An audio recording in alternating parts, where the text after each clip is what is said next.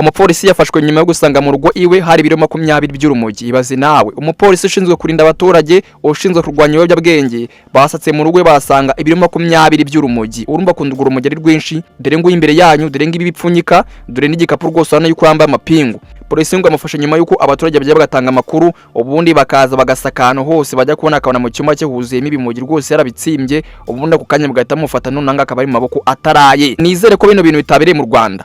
Mu gihugu cya Kenya umupolisi yatawe muri yombi nyuma yo gufatanwa ibiro 20 by'urumogi. Dore nguyu umupolisi ukora mu gihugu cya Kenya yatawe muri yombi nyuma yuko inzego z'umutekano zisatse aho yaratuye maze zikabona ibiyobyabwenge bikekwa yuko ari urumogi rupima ibiro 20 byose. Uyu mupolisi ngo aramaze yabihishemo bakamukeka ariko wapi, ariko kuri inshuro byarangiye bamurangije. Nkuko byatangajwe n'ishami rya polisi muri kino gihugu cya Kenya NPS, umupolisi ngo afashwe n'abapolisi kuri sitasiyo ya Mutangari nyuma y'iperereza rimaze iminsi rishingiye ku makuru yatanzwe n'abaturage bamukekaga kugira uruhare mu bikorwa bifitanye isano n'ibiyobyabwenge. Igikorwa cyo gusaka uyu mupolisi cyabene mu gace ka Dagoretti aha akaba ari Nairobi, aho abashinzwe umutekano basanze imifuka 2 irimo urumogi bikekwa yuko rungana n'ibiro 20 byose.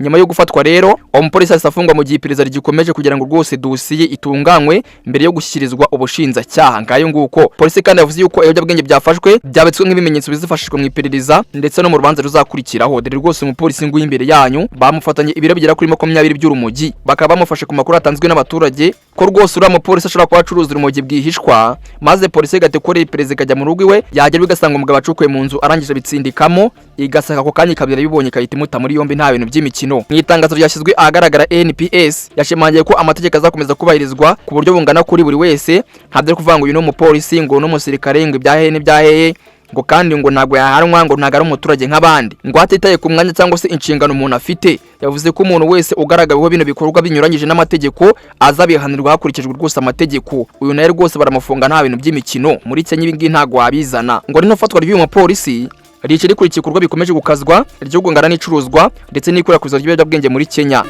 Ngo mu cyumweru cyashize habaye iki? Ngo mu cyumweru cyashize nabwo ngo abantu 8 bari batawe muri yombi mu gace ka Giturayi 44 ahazwi muri Kasarani nyuma yo gufatanwa urumogi rupima ibiro 250 hamwe n'ibikoresho bitandukanye bifashishaga mu kurutunganya ndetse no kurupfunyika birimo ngo impapuro zisaga 1800. Bazi nawe ngaye ngukora kugeza amagenga ngayo polisi bakaba bamutaye muri yombi ndetse rwose bumvishe ko abandi ejo bondi bafashe bakari bafite urumogi rupima ibiro 250 byose ndetse ngo n'ibindi bikoresho bifasha kurutunganya neza, ubundi bamara kurutunganya bagahita barutambaza mu bana ku kanya. None uyu munsi rero umupolisi bagize gutya bamufatana urumogi.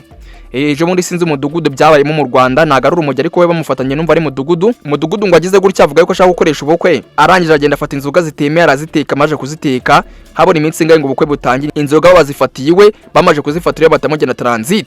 Aya makuru numva mwarayumvisha ahari. Ngaye ngo kore inkuru yabaye mu gihugu cya Kenya, nkubwira ni nkora subscribe nimba rugamugeze kuri isheni, genda cyari mbwe Nyabari Obede nangi ni isoko y'amakuru warukurikiye.